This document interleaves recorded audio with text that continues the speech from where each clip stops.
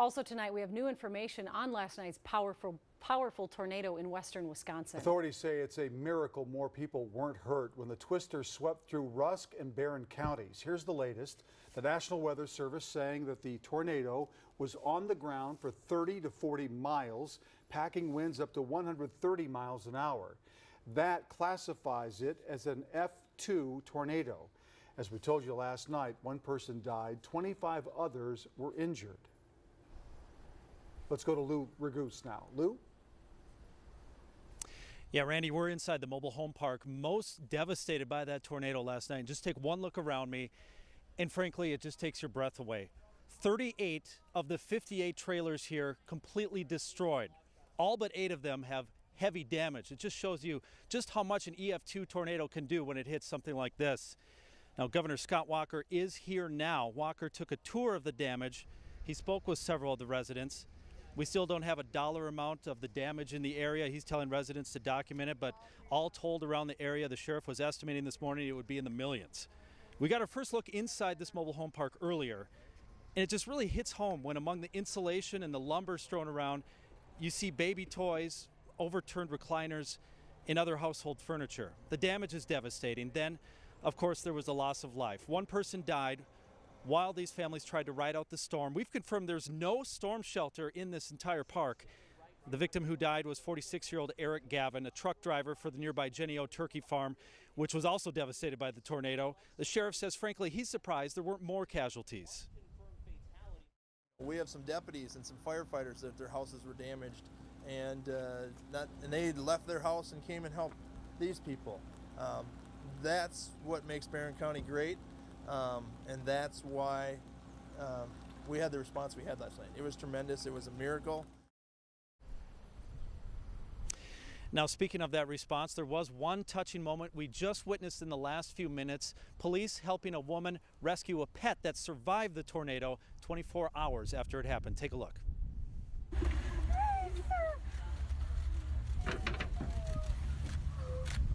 sorry, buddy. You're okay. Daisy, I thought you were dead. You're okay, buddy.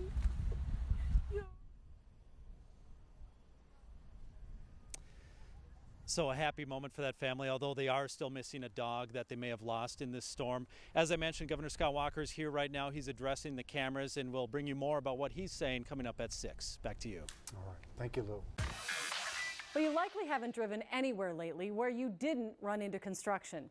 But in some cases, it's the detours drivers are taking that appear to be causing more issues than the construction itself. And that's the case for one area of North Minneapolis that people are driving through as they try to avoid the I-94 construction. It's the part of Osseo Road, a major artery that we received a tip about. So we sent Lou Ragoose out to see what's going on. They were going really fast. The crash that totaled Rachel Johnston's car, Fast enough to rip the whole front of their car off. was more than an accident, she says. It was the result of a big problem. From something that happened illegally, like coming down the middle lane is an illegal move. So that could have been totally avoided. The middle lane on Osseo Road in North Minneapolis is a turning lane, not a speed lane, not a passing lane. But look at what's happening. Watch that white SUV speeding up the turning lane ahead of standing traffic. The driver pretends a left turn is coming, only to budge into the front of the line. It happens constantly. That was a shock. And Rachel says it was a driver like that who rammed into her over the weekend. Just sucky. It just sucks altogether. Now it's become a daily problem. Kevin Sawyer lives nearby and says traffic on Osseo Road got much worse 2 months ago when the big construction project started on Interstate 94. They try to avoid 94 entirely because it's a standstill. Right at about the time school's getting out is when that gets really bad. Councilmember Barb Johnson says the city knows about the problem. They're thinking about retiming the lights, and they're asking police to enforce this illegal passing problem. But until they stop seeing this every day, It's sort of a no man's land in terms of accountability from our leadership. these folks question how much of a priority their safety is to the city. Just a horrible situation that could have been avoided. Lou Ragoose, KARE 11 News. Well, after we contacted Minneapolis police about this story, they sent a patrol to the area to look for violations and take the proper enforcement measures. An active investigation is underway into an officer-involved shooting in Crystal. It took place at a park this morning. Tonight, the man shot is in the hospital. Our Lou Ragoose joins us live with the very latest on this story. Lou? Guys, Bassett Creek Park is a very popular disc golf course here in Crystal, and as you can see behind me, it's still an active crime scene this evening. Now, we don't know exactly what brought the man here this morning, but we do have witness video that shows over 18 shots were fired during the incident. They shooting at somebody. Yo, hey, get over here. Go Dramatic cell phone video given to us by a neighbor captures the moment Crystal police open fire on a man in Bassett Creek Park. Zoom in on the first clip, and you can see officers with their weapons drawn near this tree. In that clip, you hear at least 13 shots. They shooting at somebody. Yo, hey, get over here. Go that way. Then the woman stopped and started the camera momentarily. On the second clip, you can hear at least another 5 shots fired. They still going. They killed that boy, I bet you. He pointing at me. I could hear somebody else shouting back at them, but I could hear them shouting, put your hands up where you can see them, we don't want to hurt you, show us your hands. Diane Meyer is a different neighbor who also witnessed the shooting, which she called surreal. It was like watching cops on TV. From the cell phone video, you can't tell how many officers fired or whether the man involved shot at them. But Crystal Police Chief Stephanie Revering says the man had a gun and refused to put it down after being asked several times by police. Our officers, believing they were in imminent danger, discharged their firearms toward the suspect and then immediately provided first aid. He pointing at me. The witness who shot the video heard an officer say, "He pointed it at me." Her fourth and final video ends with officers walking toward the direction they were shooting and more police cars responding.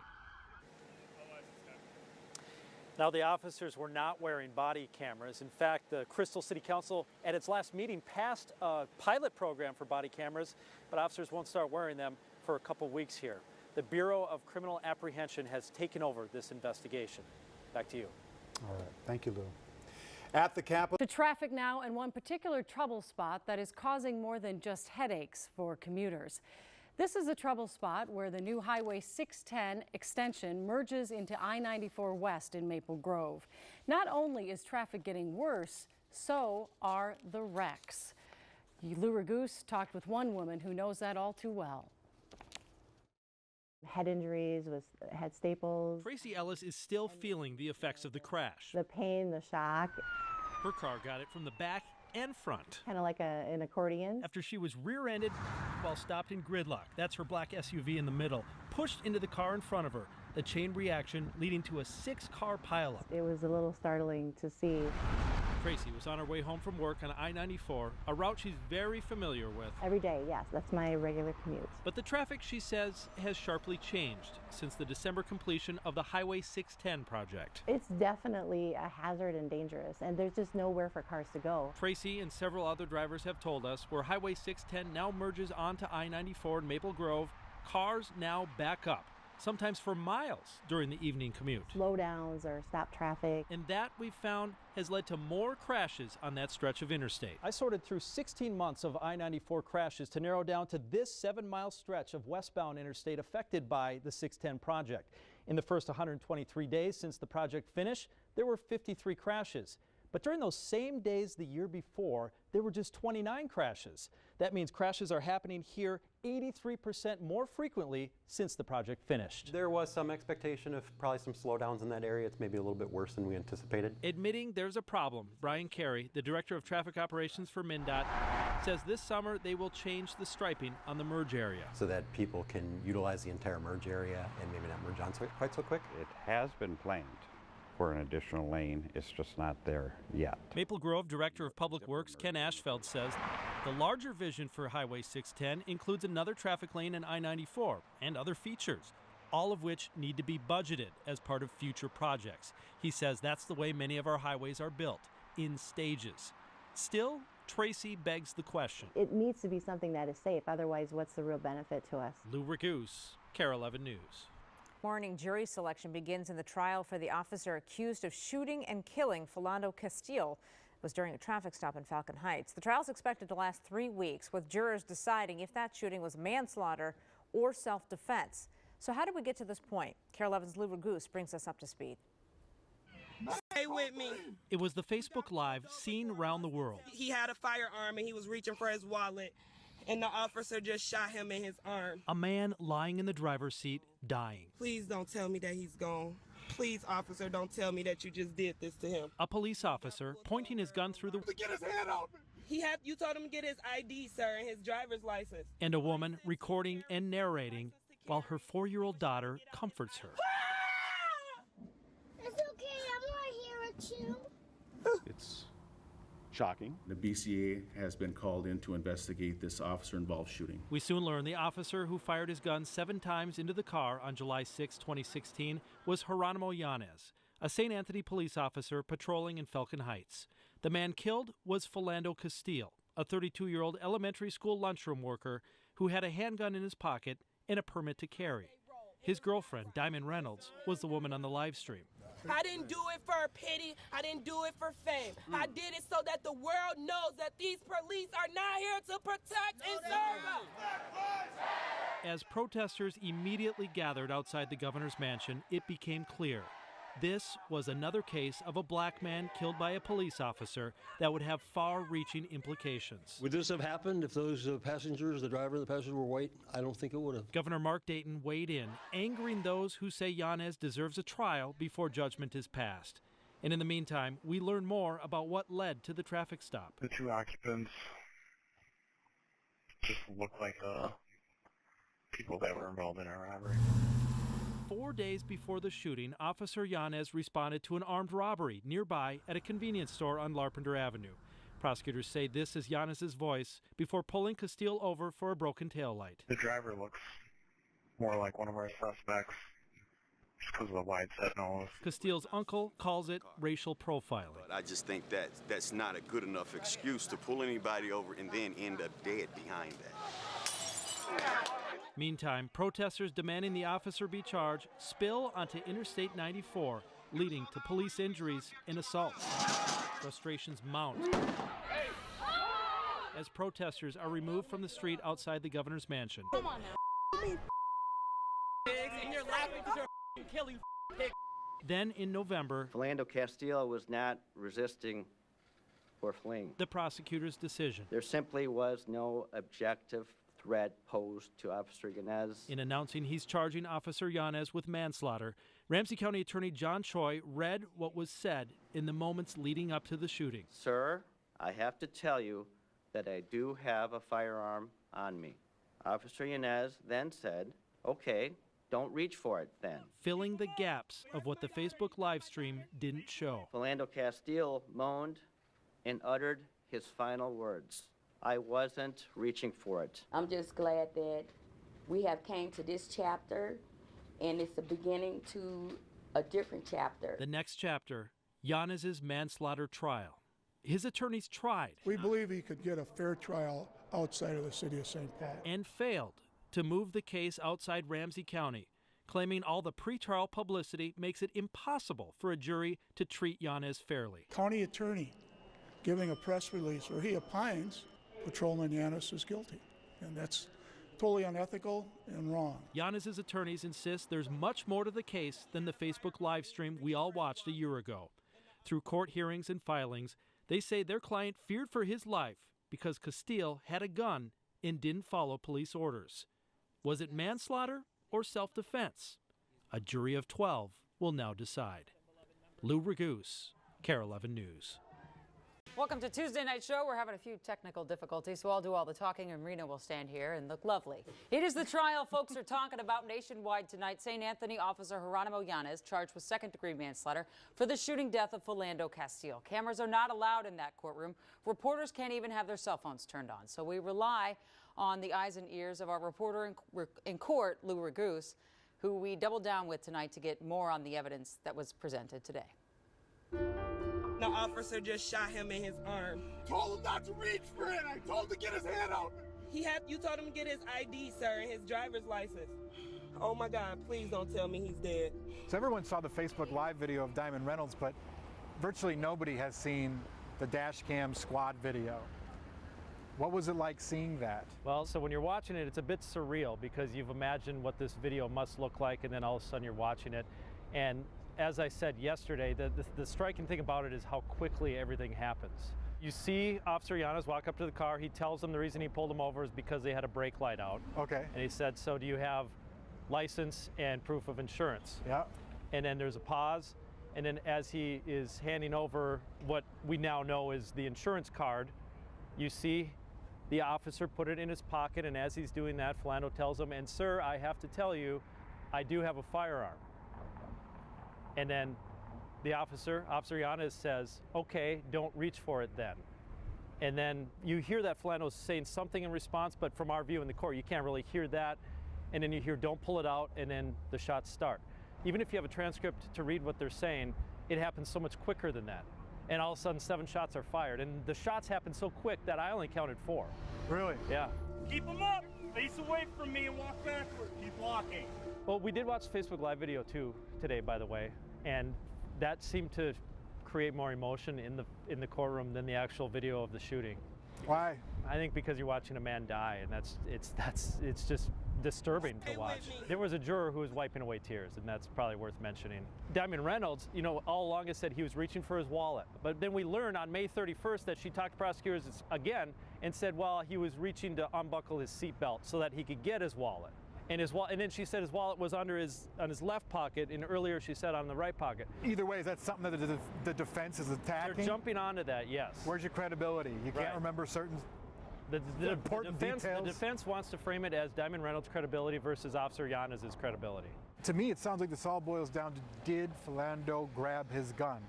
Can you tell on the video? No, there's no video in the car of the shooting. So you can't tell? No, so that's going to be Officer Yanez's word against Diamond Reynolds' word. And that's what's going to come down to? Right.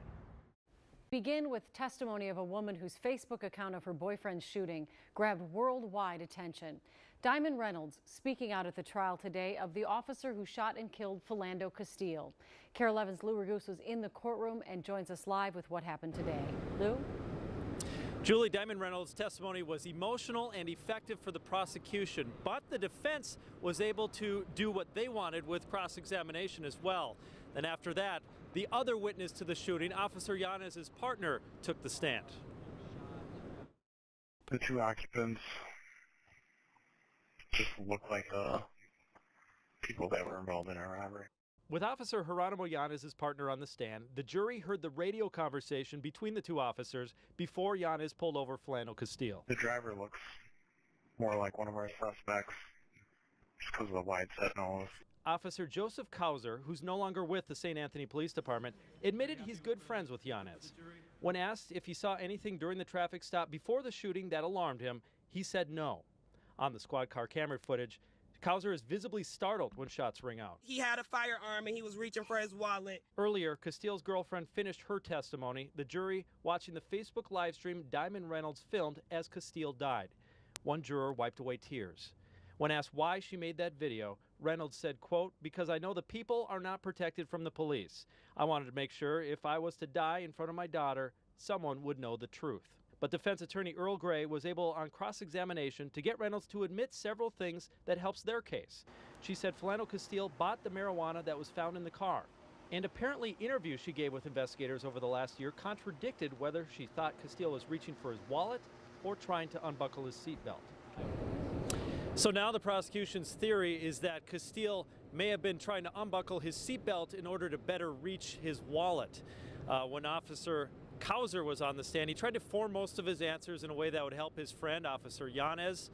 When the prosecution asked him why would somebody tell an officer that they had a gun if their plan was to pull out the gun and shoot the officer with it, he answered that maybe a suspect would do that if they were planning a suicide by cop.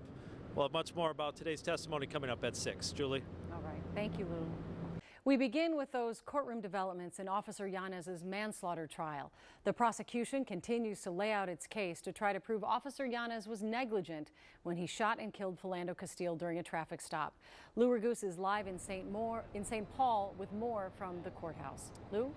Yeah, in order to get a conviction, the prosecution is going to need the jury to believe that Officer Yanez was negligent. So they're asking police officer witnesses how they would treat a driver who, like Philando Castile, tells them that they have a gun.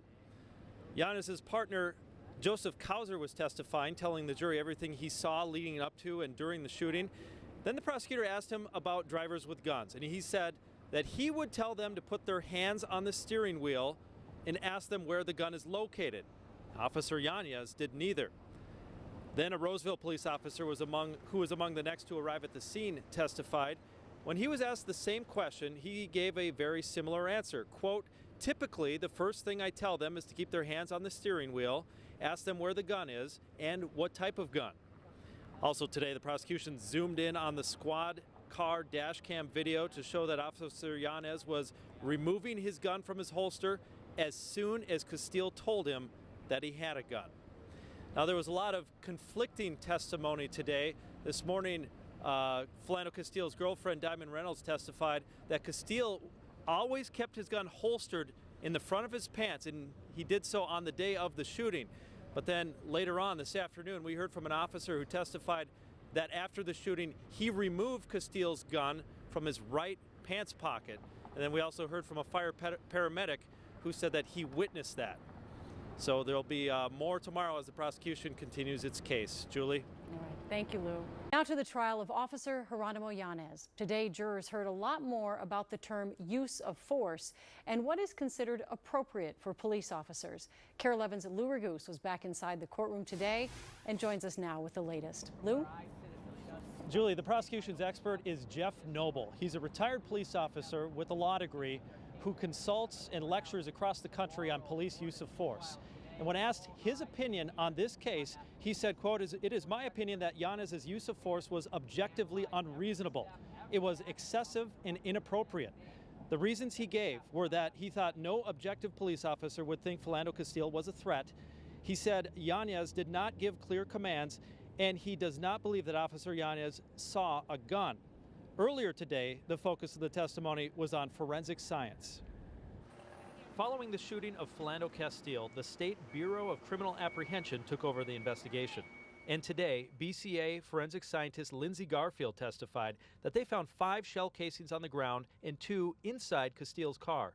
She said one of the bullets went through the front seat and ended up 16 inches from the child car seat where Diamond Reynolds' daughter was seated. Garfield also testified that Castile's gun was not ready to fire, meaning that if he intended to pull it out and shoot Officer Yanez, he would first have to pull the slide back to put a bullet in the chamber before pulling the trigger. Then, in testimony that was difficult to watch, Hennepin County Medical Examiner Dr. Andrew Baker went over autopsy results. This illustration of Baker's diagram shows where 4 different bullets went into Castile's chest. Baker testified that each of the 2 bullets that went into Castile's heart were enough to be fatal. And on cross-examination, the defense chipped away at the prosecution's witnesses regarding that use of force witness. They pointed out that his whole opinion rests on the assumption that Officer Yanez did not see a gun. Well, Officer Yanez claims that he did see a gun, and we'll have more on that coming up at 6. All right, thanks so much, Lou. Now to the latest developments in the manslaughter trial of Officer Geronimo Yanez. Today, an expert for the prosecution told the jury Officer Yanez's use of force was unreasonable. Lou Raguse has more from the Ramsey County Courthouse. Lou? Julie, that witness was important for the prosecution because he gave the jury perspective on that video that shows the shooting. But of course, the defense completely disagreed with his analysis. Witness for the state, retired police officer and use of force expert Jeff Noble testified that he's watched every piece of video and read every report from the shooting death of Philando Castile. And he told the jury, it is my opinion that Officer Yanez's use of force was objectively unreasonable. It was excessive and inappropriate. He gave several reasons, starting with the reason for the traffic stop. The driver looks more like one of our suspects just because of the wide set nose. Noble said no reasonable officer would believe Castile was a suspect in an armed robbery, saying it appears Yanez suspected Castile just because he was a black man who drove by the gas station 4 days later. Noble said Officer Yanez didn't give clear commands, saying Yanez should have told Castile to stop and put his hands on the steering wheel or dash. And Noble doesn't believe Yanez saw a gun in the car. The prosecution methodically went through the squad car dash camera video with Noble, pausing each time Yanez failed to warn a fellow officer that he saw a gun. Noble said, quote, I would expect him to tell other officers there is a gun present and where the gun is at. Then, finally on the video, minutes later, Officer Yanez is heard telling his supervisor, "I don't know where the gun was. He didn't tell me where the gun was. He was just staring straight ahead, and I was getting nervous." When cross-examined by the defense, they pointed out Noble only has experience on a few criminal use of force cases. He's mostly dealt with civil cases. And they pointed out his opinion is based on the theory Yanez didn't see a gun, but the officer plans on testifying that he did. The prosecution has not yet rested its case, but a defense attorney told me that they're ready to start showing their witnesses tomorrow. Geronimo Yanez will not be one of the witnesses to testify tomorrow. He's expected to come at a later day. Julie? All right. Thank you, Lou. The defense team for Officer Geronimo Yanez got to work today, and they are close to wrapping up. Officer Yanez has not yet taken the stand, but the jury did hear from several experts. Lou Ragoose joins us live from St. Paul with today's developments. Lou? Julie, the defense called a use of force expert to counter the prosecution's expert who testified yesterday. His name is Joseph Dutton, and he's a retired police officer after 31 years in Mound and Golden Valley. And he told the jury, quote, "I did conclude Officer Yanez used justifiable deadly force in this incident." The reasons he gave: he believes Yanez saw Castile begin to pull out a gun. He said the traffic stop was good police work to try and solve the recent convenience store robbery. And on cross-examination, the prosecution countered by pointing out that he left facts out of his report. Now, most of the other witnesses today were law enforcement, including Yanez's boss. The defense began presenting its case by showing the jury surveillance video of the Super USA convenience store robbery 4 days before the shooting of Philando Castile. Officer Geronimo Yanez told investigators he believed Castile might be a suspect in the robbery when he pulled him over. The officer involved. And St. Anthony Police Chief John Mangseth testified that he teaches his officers to, quote, "be safe and make sure you go home at the end of your shift," meaning go home alive. The driver looks more like one of our suspects just because of the wide set nose. On cross-examination, the prosecution pointed out this audio clip of radio talk between Yanez and his partner where he describes Castile as a possible suspect just based on his wide-set nose never would have been recorded if not for a concerned citizen who sent it to investigators. When asked by the defense if the use of deadly force is permitted if an officer sees a suspect's hand on a gun after instructing him not to reach for it, Chief Mangseth said, based on the totality of the circumstances, possibly yes. On cross-examination by the prosecution, when asked if he teaches officers to shoot a suspect just because his hand goes out of sight for a second, Chief Mangseth said no. And the licensed to carry firearm instructor who taught Philando Castile testified this afternoon that Castile did not follow the steps he taught him when Castile was pulled over by Officer Geronimo Yanez. I'll have more on that, plus more on this use of force expert coming up at 6. Julie? All right, thank you, Lou. Our top story, Officer Geronimo Yanez has taken the stand in his own defense. He is charged with shooting and killing Philando Castile. Let's get right to Lou Ragoose, who's been covering this trial all week. Lou, a very big day today in the courtroom. Yeah, very powerful. Very big, Julie. And just in the last few minutes, testimony wrapped up, meaning the trial is over. On Monday, closing arguments will begin, and then the jury will begin to deliberate. Of course, most of the afternoon spent with Officer Geronimo Yanez on the witness stand in his own defense. And when he started to talk about the shooting itself, he got emotional. He said, quote, "I was scared to death. I thought I was going to die. My family popped into my head, my wife, my baby girl." He got emotional and began to cry as he said, "I had no other choice. I was forced to engage Mr. Castile. I did not want to shoot Mr. Castile at all. Those were not my intentions." Now, Yanez testified that at the beginning of a shift on July 6, he and his partners were told that the robbery at a local convenience store was still unsolved and that the officers should be on the lookout for the suspects.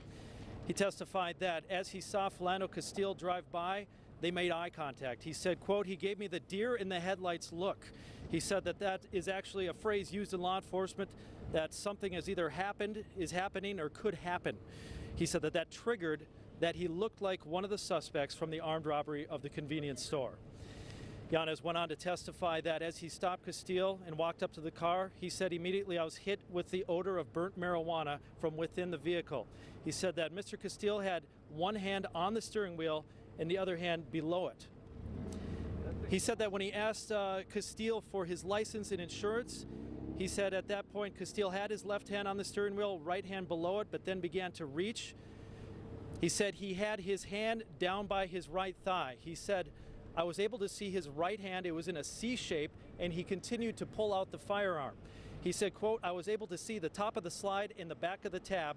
And he said, that's when I engaged Mr. Castile and shot him.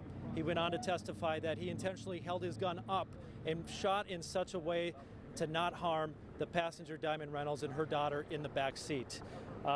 Mr. Castile then was cross-examined by the prosecution. The prosecution focused most of their attention on a BCA interview that Officer Yanez gave the next day, in which he said things such as, it looked like a gun, I thought I saw a gun.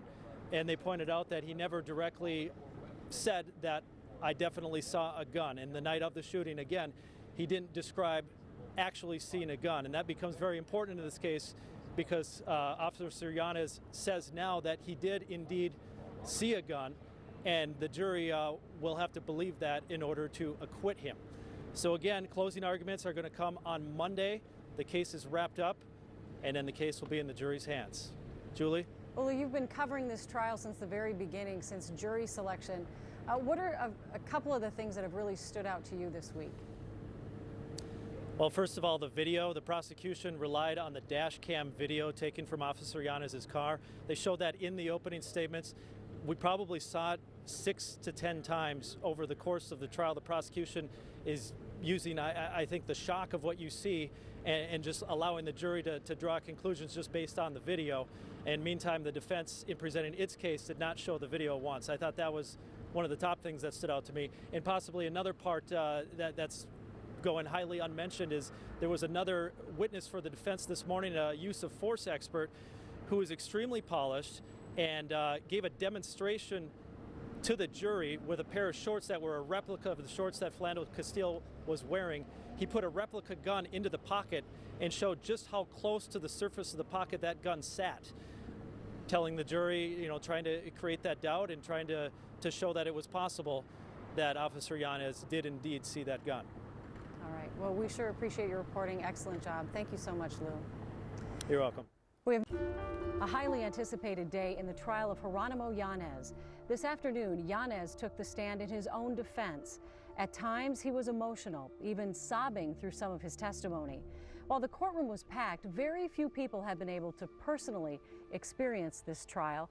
Our reporter Lou Ragoose has been in the courtroom since the very beginning and joins us now. First, let's start with your broad brush of the experience. Can you kind of lay the groundwork for us as far as who is in the courtroom? Well, first of all, it's not the biggest courtroom, even on the floor at that courthouse. So it's very small for how big this trial is, you know, in the public's view. There's family members of Geronimo Yanez, there's family members of Philando Castile, there's reporters, and there's some other lawyers, and that's basically it. So what has the emotion been like in that room this week? Probably the best word is solemn. The judge made an order that no one is allowed to make an outward show of emotion, like yell out or cry out or say anything. And so you could get kicked out of the courtroom for doing so. What about the jury? Have you been watching them? Yeah. Have they been emotional? Anything they seem more interested, or have they been engaged? The piece of evidence of the dash camera video of Officer Geronimo Yanez, I think when the shots ring out, I think people throughout the courtroom were caught off guard. I mean, it just happened so quickly. And there were jurors that, you know, covered their mouths, you know, like they were obviously taken aback by what they were watching. There were people wiping away tears, even on the jury. So what do you think about both cases at this point, prosecution and defense? You've told me off camera you think they both presented very strong cases. Yeah, they both have excellent attorneys on each side, so it won't be for any lack of trying. The prosecution is relying very heavily on the dash camera video. That obviously helps their case, and I think that's proven by the fact that the defense never showed it. On the other side, the defense, you know, needs to create reasonable doubt, and they need to show that Officer Yanez was reasonable in what he did. And by doing that, they've kind of upped the ante by putting it on the question of, did he see a gun? Did he see Philando Castile pulling out a gun? Not just that he may have been reaching for a gun. It's not just like what was in his head, but it was what did he see? Let's talk about Officer Yanez for a moment. He testified today, and you reported earlier that he was very emotional on the stand. How did you think he did, and what did you take away from that testimony? When he talked about the shooting itself, that's when he got emotional, and he said that he was scared for his own life, and He described his family and his wife and his baby girl. He has a young daughter pop into his head. You know, that's something that possibly the jurors could connect with. He said that he did not want to shoot Philando Castile. He insisted that was not his intention, but he was forced to. And Monday are closing arguments. What do you anticipate? Hard to say, I know, with the jury, but... Well, I think that the prosecution is going to tell them to believe their eyes and believe their ears. If they're to believe the defense, it'll be that, you know, there's no proof whether he actually pulled out the gun or not. Thank you so much, Lou. We appreciate all your reporting. Officer Yanez's case is now in the hands of the jury, with deliberations starting this afternoon. Lou Raguse is live with today's developments. Lou? Julie, before that, each side gave its closing argument, a final pitch to the jury and spin on the evidence presented at trial. And the question the jury will need to settle is if they believe Philando Castile was pulling out his gun. Both the prosecution and defense told jurors in closing arguments to use their common sense. But common sense to them, in this case, means something different to each side. Prosecutor Jeff Paulson said it doesn't make sense to say Philando Castile was pulling out his gun. Quote, he had no reason to do that. He had every reason not to do that. It doesn't make sense. Paulson said Officer Geronimo Yanez used deadly force as a first option rather than a last resort.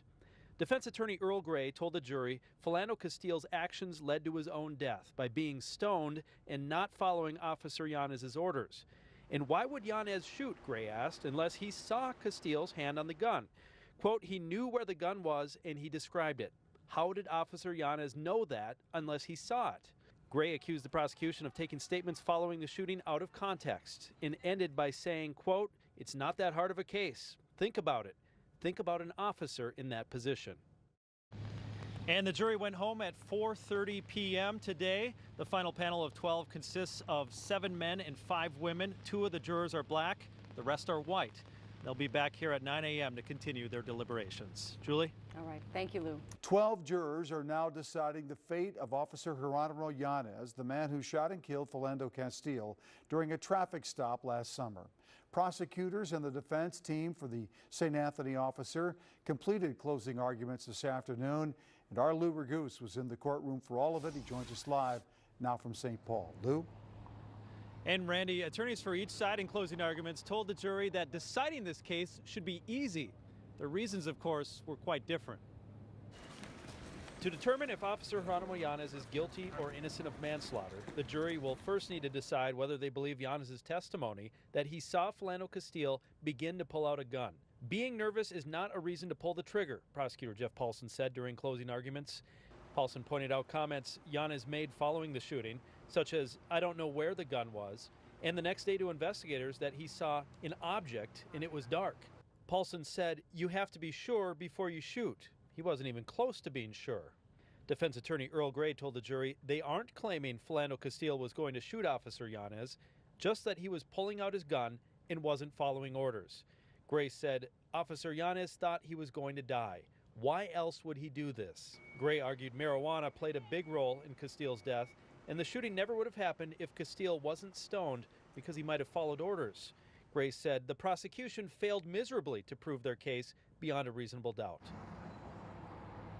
And there was one odd development today before deliberations began. 3 jurors were outside having a cigarette, and someone drove by and yelled out the window at them something along the lines of, guilty, the dude is guilty. But the judge talked to the 3 jurors, and they said that they wouldn't let that affect their deliberations, so he kept them on the case. And this jury is not sequestered. They went home at 4:30, and they'll be back tomorrow at 9 a.m. to continue. Back to you. All right. Thank you, Lou. Now to the Yanez trial, where just within the last half hour, jurors finished their first full day of deliberations. And we know they asked to re-watch the squad car video and Facebook video of the incident. KARE 11's Lou Raguse is live with more. Lou? Julie and Randy, we weren't given an indication of which way the jury is leaning, but this morning they asked to review some key pieces of evidence in this case. They asked the judge to watch that squad car video, the one that shows the shooting from the perspective of Officer Yanez's squad car, and the Facebook live stream recorded by Philando Castile's girlfriend, Diamond Reynolds. So the judge played them in court for the jurors. But Judge William Leary denied the jury's other request to view the transcript of an interview Officer Yanez gave investigators the day after the shooting. Prosecutors read portions of that interview and referred to it throughout the trial because they say it showed Yanez has changed his story about whether he saw Castile pull a gun. But prosecutors never entered that interview as evidence when it was their turn to present their case. They tried to enter it during cross-examination of Officer Yanez, but the judge denied that request, telling them that was in violation of the rules of evidence. And then so today the judge did not let them view the transcript because it's not an exhibit of evidence in this case. So the jury didn't get to read that, and they'll be back at 8:30 in the morning tomorrow to continue their deliberations. They've been at it for about a total of 9 hours so far. Randy and Julie. All right, Lou, I'm just curious. They're not sequestered, correct?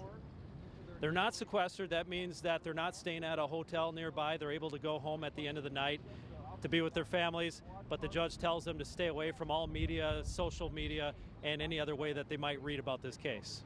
All right.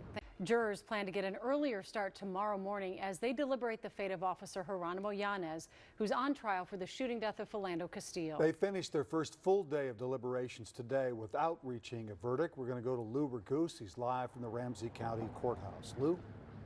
Yeah, Randy and Julie, it's been about 9 hours of deliberation so far. They're going to start again tomorrow morning at 8:30 in the morning. And they never came forward with any sort of questions for the judge that indicated that they might be deadlocked or anything like that. So that's a good sign that they could still be making progress here in coming to a unanimous verdict. They did have a question this morning, though. They asked the judge if they could review some of the key evidence that was presented at trial, and the judge allowed them to watch the video of the shooting that was taken from Officer Yanez's squad car, and he allowed them to watch the Facebook live stream video taken by Diamond Reynolds in the aftermath of the shooting. But the jury also asked to review a transcript from an interview they heard a lot about during the trial. Officer Yanez was questioned by state investigators the day after the shooting, and prosecutors pointed out that he never clearly said in the interview that he saw Castile pulling out a gun. But the prosecution never put that full interview into evidence while it was their turn to present their case, and the judge wouldn't let them do it during cross-examination. So now the jury isn't allowed to read that transcript because the transcript isn't an exhibit of evidence in the case. And if the jury isn't able to reach a verdict, or if they acquit Officer Yanez, it's likely that a lot of people will question whether that was a strategic error made by the prosecution in the presentation of their case. Again, the jury will be back at 8:30 in the morning tomorrow to continue their deliberations. Well, Lou, the charge that's been brought is second-degree manslaughter, and I understand when the judge gave the jury instructions, he talked about culpable negligence. Can you explain what threshold that might be that the state had to prove? Right. It's kind of a confusing legal term, but most people know what negligence means. He explained it to them this way, that it's a high degree of negligence. There's gross negligence, and inculpable negligence is even higher than that. It's gross negligence coupled with recklessness. So they're going to have to determine whether Officer Yanez was reckless in his actions and therefore was very negligent in leading to Philando Castile's death. All right. Well, we appreciate all your reporting. Thank you so much, Lou. You're welcome. Now to the trial of Officer Geronimo Yanez. Jurors have gone home for the night, but this afternoon there were signs they are struggling to reach a verdict. At one point this afternoon, court reconvened and the judge instructed the jurors to keep talking. Yanez is on trial for manslaughter for the shooting death of Philando Castile. Lou Raguse was in court today and joins us live from St. Paul. Lou? Julie, it was a tense few moments this afternoon as everyone involved in this case packed back into the courtroom, wondering if it was possible the jury would read a verdict. But apparently the jury had indicated to the judge that they have stopped making progress toward a unanimous verdict. So the judge reread to them one of the instructions and asked them to continue to deliberate. He said, quote, "You should discuss this case with one another and deliberate with a view toward reaching agreement if you can do so without violating your individual judgment. You should decide the case for yourself, but only after you've discussed the case with your fellow jurors and have carefully considered your views. You should not hesitate to re-examine your views and change your opinion if you become convinced you are erroneous, but you should not surrender your honest opinion simply because other jurors disagree or merely to reach a verdict." So what does that mean? Well, he was telling them to keep trying, don't give up yet, be open-minded that their current position might not be the right one, but that they shouldn't change positions just to agree with the others. The jury did not indicate which way they're leaning or what the current vote count is at. Attorneys tell me that when a jury is stuck, the judge usually tries at least twice like this to get them to keep on trying. So now we've reached a point where it's worth asking, what happens if the jury ends up as a hung jury?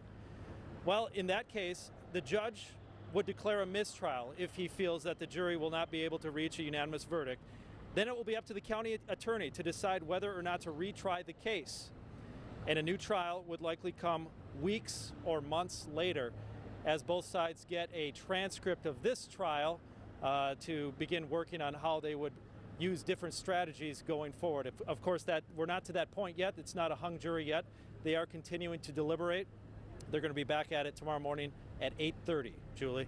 All right. Thank you, Lou. Still no verdict in the trial of Officer Geronimo Yanez, but some insight into the mindset of the jury. Officer Yanez faces manslaughter charges for the shooting death of Philando Castile.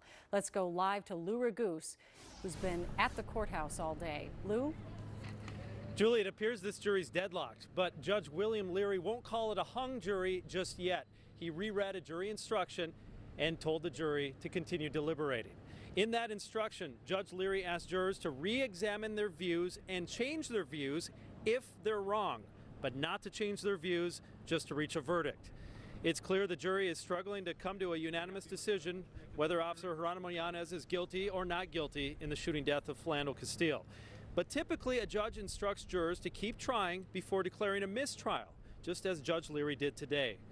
But if the jury ultimately cannot make a decision and the judge agrees they are indeed a hung jury, he would declare a mistrial. But that's not a verdict, meaning the county attorney can decide whether to retry the case with a new jury. Typically, that happens a few weeks or months later after each side has a chance to reevaluate their strategies. Now, so far the jury has deliberated a total of 16 hours, and they've really only asked one question of the judge, and that was yesterday morning when they asked to take another look at some of the evidence, including those videos. And so we don't have a big window into what they're thinking. We don't know which way they're leaning or what their vote count is at right now. And so they'll be back at 8:30 tomorrow, and it'll be interesting to see if they aren't able to reach a verdict tomorrow, if Judge Leary will indeed declare a mistrial and call this a hung jury. Julie? All right. Thanks so much, Lou. We begin tonight with the latest on the Officer Yanez trial. Good evening. Still no verdict yet, but it's not because the jury isn't doing their due diligence. Today, the group worked through lunch to keep talking and looking over evidence. Our Lou Raguse joins us live with today's developments. Lou? And guys, I take it as a sign of optimism that the jury worked through lunch, optimism that they still could reach a unanimous verdict in this case. So let's go over what happened today. They deliberated from 8:30 a.m. to 4:30 p.m. to bring the total to 24 hours of deliberation in this case. They skipped lunch, and the jury brought them an easel, paper, and markers to help them work. And they asked no questions of the judge. That, on one hand, gives us an indication, or actually gives us no indication of what they're thinking, but on the other hand, it is encouraging that they didn't come back again to tell the judge they're deadlocked. Remember yesterday, the judge had to reread an instruction to them after the jury indicated they were having trouble reaching a unanimous verdict. The charges are manslaughter and dangerous discharge of a firearm. A guilty or not guilty verdict would require a unanimous vote by jurors, but it's still possible that there's a hung jury in this case. So I did a little research today to find out how common hung juries are in Minnesota. And last year, there were a total of just 20 hung juries, which is less than 1% of all trials. Here in Ramsey County, there were 2 hung juries, which is less than 2% of all trials. So again, the jury, they're not to that point yet. They're going to come back in the morning at 8:30 to continue their deliberations with hopes of coming to a unanimous verdict. Back to you. All right. Thank you, Lou. No verdict yet in the trial of Officer Geronimo Yanez, despite hours of deliberation today, with the jurors even working through lunch. Lou Raguse has all the details. He's live outside the court in St. Paul. Lou? Randy and Julie, the jury has deliberated now for 24 hours since they first got the case Monday afternoon. Still no verdict, but at least signs today that they're not giving up yet. Now, the jury deliberated through lunch and never once asked a question of the judge or indicated in any way that they're deadlocked. Again, we won't know which way they're leaning and they're deciding whether Officer Geronimo Yanez is guilty of manslaughter and dangerous discharge of a firearm in the shooting death of Philando Castile. In order to reach a guilty or not guilty verdict, it has to be unanimous. If they can't reach a verdict, the judge could declare a mistrial. Those are rare in Minnesota when they come from a hung jury. There were just 20 hung juries last year statewide, which is less than 1% of all trials, and just 2 hung juries here in Ramsey County last year.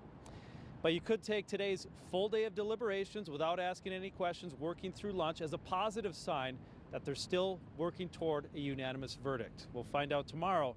They'll be back at 8:30 a.m. to keep going. Back to you. All right.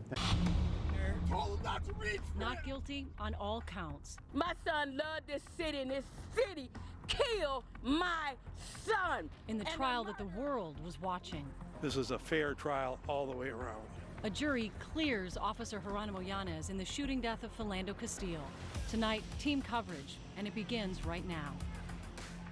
Good evening. After 5 days of deliberations, a 12-person jury found Officer Geronimo Yanez not guilty on all counts today for the July 2016 shooting death of Philando Castile. And as you can imagine, a very emotional day for all of those involved. Right now, we are awaiting a news conference from Ramsey County Attorney John Choi. We will bring you his comments as soon as he approaches the podium. But we just want to lead now with some breaking news. The Associated Press just reported on a conversation one of its reporters had with one of the jurors in the Geronimo Yanez case. That juror said deliberations were very, very hard and said he thinks the panel delivered the right verdict. The juror went on to say that it was a split decision, 10-2 early this week in favor of acquittal for Officer Yanez. And the jurors spent a lot of time dissecting the culpable negligence requirement for conviction.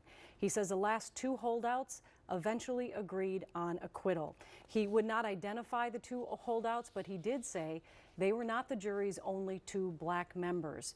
He also said the jury sympathizes with the Castile family. KARE 11's Lou Ragoose has been at the Ramsey County Courthouse since this trial began. He joins us now live. Lou, that is something that people assumed was happening in that jury room, that this was a maybe 9 or 11-1 or 10-2 kind of a situation, and that's why deliberations kept going on and on and on instead of a hung jury, for example.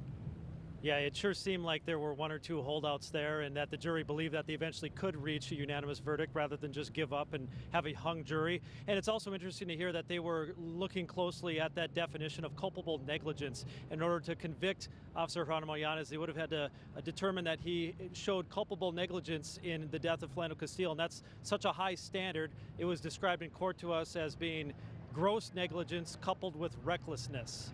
And so difficult for the jury to go through.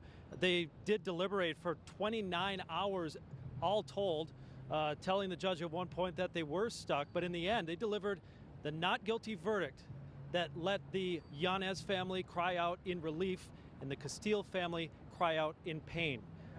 We have a shot here of the Castile family, very emotional as they exited the courtroom.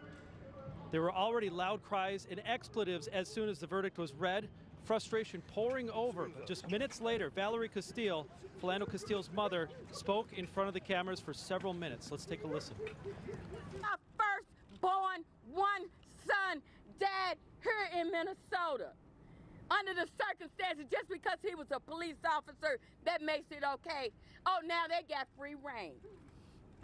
He's found innocent on all counts. He shot into a car with no regard to human life. And that's okay. Thank you, Minnesota. Thank you, Minnesota. That's all I have to say. And we were told that Officer Yanez will not be commenting. He will not, however, be returning to his job as a St. Anthony police officer. The city sending out a press release that said that the public would be best served if Officer Yanez does not return to the force. So they're going to offer him a voluntary release. So that the 2 will part ways. I spoke with his attorneys and I asked if he will try to continue his career as a law enforcement officer. They said they don't know about that yet. Back to you. All right. Thank you, Lou.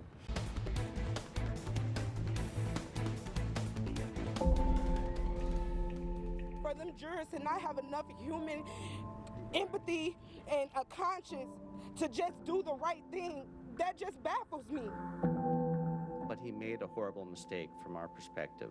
And that's what this case was about, that, you know, good people can also make mistakes. Emotional reaction tonight to the not guilty verdict in the trial of Officer Geronimo Yanez. We're continuing our coverage right now here at 6 o'clock. Officer Yanez was found not guilty on 3 counts in the shooting death of Philando Castile. And supporters of Castile are expected to gather for a rally at the state capitol in just about an hour. We are there and we'll bring you that part of the story in just a few minutes. Yanez was acquitted of second-degree manslaughter and 2 counts of felony discharge of a firearm. We have a team coverage from all sides of this decision. Lauren Lemanchuk will bring us the prosecution's disappointment in the verdict. Corey Heppola has reaction from the defense, but we begin with Lou Raguse, who's been in the courtroom for all of it. Lou? Julie and Randy, just in the last few hours since the verdict was read, there have been cars driving by here at the courthouse honking, people yelling, very highly charged emotions here in St. Paul. The jury took nearly 29 hours spread over 5 days to reach their conclusion, at one point telling the judge they were stuck. But just before 3 p.m., they delivered the not guilty verdict. The family of Philando Castile broke down sobbing as soon as the verdict was read, yelling out expletives in frustration. That after sitting through a full week of emotional testimony, watching videos of Philando Castile being shot, then dying on the Facebook video, autopsy photos, and conflicting testimony of what happened inside that car. Castile's mother and sister poured that frustration out in the moments following the verdict. My son loved this city, and this city killed my son, and the murderer gets away.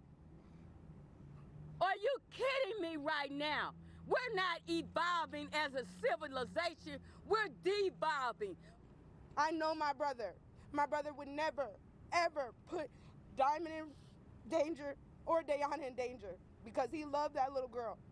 And he loved this state, and I'm really just so hurt because he took away something so precious from me. That was my brother, that was my mentor, that was my father figure, that was everything. And when Officer Geronimo Yanez took the stand last week, he testified that he saw Philando Castile begin to pull a gun, and that's why he shot him. He fired 7 times, hitting Castile 5 times. The video that was shown several times in court, taken from the dash camera from Officer Yanez's squad car, that will be made public, most likely early next week. Guys, back to you. All right, thank you, Lou. Thank you, Jay. Attorneys for both sides made their best case to those jurors today. Lou Raguse was in the courtroom for the entire trial, from jury selection to the verdict today. He joins us live from the newsroom with reaction to today's decision. Lou? Yeah, the Castile family was composed throughout the entire trial, but yelled out expletives in the courtroom as the not guilty verdict was read after 29 hours of deliberation.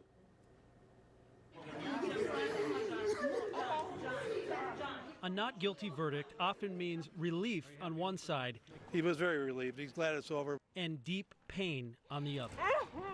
It took 29 hours of deliberation after a week of testimony and a week of jury selection before that to come to the conclusion that Officer Geronimo Yanez is not guilty of manslaughter in the shooting death of Philando Castile. I told him not to reach for it. I told him to get his hand out. The trial focused on whether Philando Castile, pulled over for a busted brake light, seat-belted, with a 4-year-old in the back seat, was pulling out his gun seconds after informing Officer Yanez he had it. You told him to get his ID, sir, and his driver's license. Prosecutors told the jury the idea Castile was pulling a gun was ridiculous. Philando Castile did nothing that justified the taking of his life. But Yanez's attorneys argued throughout the trial that there's more to the case, that Yanez thought Castile might be a suspect in a recent armed robbery, that Castile didn't follow Yanez's order not to reach for it.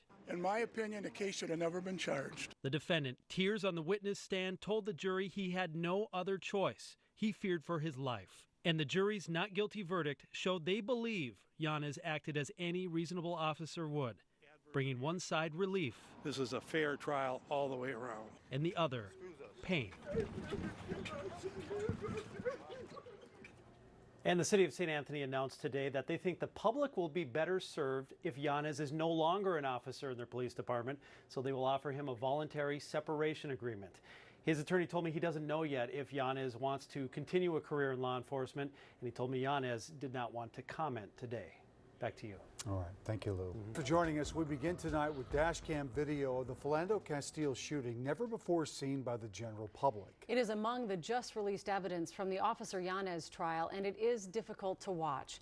But we are showing it to you because this is a key piece of evidence jurors used in making their decision to acquit Yanez. KARE 11's Lou Ragoose is going to walk us through exactly what happened. Lou?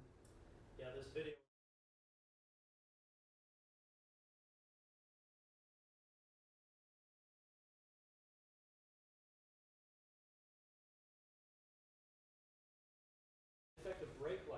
We're going to let you check your mic right now. Can you check your mic, Lou? We want to make sure everybody hears what you have to say. And right now, for some reason, your microphone is not working. We can't hear you over the air. Let me do this. Let me walk. Why don't you walk over here, Lou, and use mine, just because and let's go back and we want start you that to walk over. through this if you can. All right. So the video starts out with Officer Geronimo Yanez following the car driven by Philando Castile, and Castile had defective brake lights on his car. When Yanez activates his flashing lights, his microphone turns on, then you can see and hear him interact with Castile before the shooting. Now we're about to show you that entire exchange, but be warned, this is very graphic video. Reason I put you over, your brake lights are out, so you only have one active brake light, and that's going to be your passenger side one. Your third brake light, which is up here on top, and then this one back here, is going to be out. You have your license and insurance?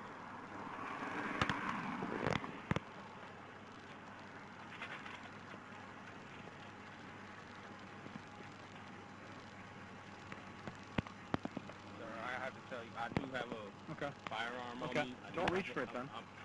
Don't pull it out. Don't pull it out. That whole exchange lasts just 36 seconds. In case you couldn't make it out, in those last 8 seconds before the first shot was fired, here's what was said. As Philando Castile hands Officer Geronimo Yanez the insurance card, he says, "Sir, I have to tell you that I do have a firearm on me." Yanez, "Okay, don't reach for it then." Castile, I'm reaching." Yanez, "Don't pull it out." Castile, "I'm not pulling it out." Reynolds, "He's not pulling it out." Yanez, "Don't pull it out." If you look closer, you can see Yanez began to pull his weapon as soon as he heard Castile mention the firearm. And before shooting, he reached into Castile's car. Yanez stands at the window until more officers arrive and take his place. Officers eventually pull Castile from the driver's seat and begin chest compressions. When they moved him onto a backboard, they found Castile's gun in his right pocket. And Yanez, off camera, tells his supervisor what happened. Told me he has a firearm. I told him not to reach for it. And when he went down to grab, I told him not to reach for it. And then he kept it right there. And I told him to take his hands off of it. And then he had his grip a lot wider than a wallet. Okay. And I don't know where the gun was. He didn't tell me where the gun was. Okay. And then it was just getting hanky. He was just staring straight ahead, and then I was getting nervous. And then I told him, I told him to get his hand off his gun. And the prosecution and defense each used experts to weigh in on whether Yanez was justified or not in shooting. And the prosecution's expert focused on what was said, that Castile sounded respectful and cooperative, and that Yanez didn't give him a clear order to show his hands or tell him where the gun is. The defense expert, on the other hand, said Yanez gave 3 clear orders not to reach for the gun. And then they focused on what you can't see in the video. You can't see Philando Castile's hand, and you can't see what Officer Yanez saw, guys. All right, it's a powerful video. Thank you, Lou. Just a few hours ago, the Ramsey County attorney released the evidence, including dash cam video, the night Yanez shot and killed Philando Castile. This is the first time the public has seen the video, and it's one of the pieces of evidence jurors used to find Yanez not guilty in the case. Now, we do want to say this video is hard to watch, and if you don't want to see this, we suggest that you turn away. KARE 11's Lou Ragoose is here now to kind of put all of this into context for us tonight. Lou? All right, yeah, this video is from Officer Yanez's squad car dash camera. Officer Yanez had just radioed his partner and said Castile looked like a suspect in a robbery because of his wide-set nose. He had a reason to pull him over because of a busted brake light. After pulling him over on Larpenteur Avenue, he told Castile the reason was the brake light. Then we'll show you the entire encounter that happens next. But again, we want to warn you, it is disturbing. The reason I put you over, your brake lights are out. So you only have one active brake light, and that's going to be your passenger side one. Your third brake light, which is up here on top, and then this one back here is going to be out. You have your license and insurance?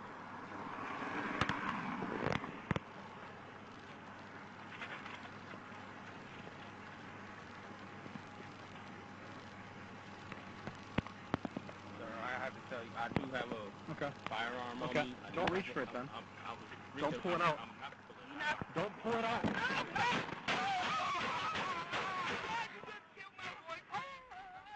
Now inside the car, Diamond Reynolds begins filming her Facebook live stream just 40 seconds after that last shot. The prosecution showed the squad video about 10 times during the trial. It was the single biggest piece of evidence in the case. They argued it shows Yanez acted recklessly, and you can hear Castile trying to cooperate. But the defense argued that the video shows Yanez gave 3 clear commands to Castile before firing. Don't reach for it, don't pull it out, don't pull it out. The defense never played the video, and in the end, the jury sided with the defense. But inarguably really hard to watch. And you had said at the time during the trial, even some jurors kind of covered their mouths with their hands. Yeah, I mean, just that initial, as soon as you hear the shots fired, it's so jarring that there were some jurors that covered their face. And I think as they showed it again and again, they were able to process what was happening in the video. That first time, though, just a shocker. All right. Thank you so much, Lou. That video was just part of the evidence that helped acquit Yanez, the police officer who shot and killed Philando Castile. And for the first time today, the public got to see that video and other evidence the jury considered during the trial. We will show you some of that tonight, but we warn you it is difficult to watch. We'll break down how at trial both the prosecution and defense used that dash cam video to prove their case. Then experts in police use of force give us their take.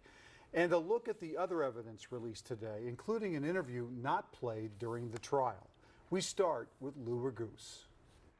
In the trial, this video was so important to the prosecution's case that they played it in opening statements before saying a word. But they knew it would be jarring and have an emotional effect on the jury. So let's take a look. I do have a firearm on me. Don't reach for it then. Don't pull it out. Don't pull it out. Prosecutors told the jury the video proves Philando Castile was cooperative, telling Officer Geronimo Yanez he had a firearm, even though under Minnesota law he didn't need to. And while their use of force expert Jeff Nobles testified, they paused the video here and here and here every time an officer interacted with Yanez after the shooting to show the jury Yanez never told any of them he saw Castile pull a gun. If he really saw a gun, they argued, he would have warned his fellow officers the gun is still there. When it was the defense's turn, they chose not to play the video at all, but they still relied on it, especially on what Yanez said before firing. Their expert, Emmanuel Capelson, testified that Yanez gave 3 clear orders that Castile apparently didn't follow. Don't reach for it then. Don't pull it out. Don't pull it out. And there was another part Capelson said was important, right before the shooting here, where Yanez reaches into the car. He said apparently to try and stop Castile from pulling a gun. Regardless, the video doesn't give a view of Castile's hand, leaving the jury to decide what they believed the officer saw. Back to you. So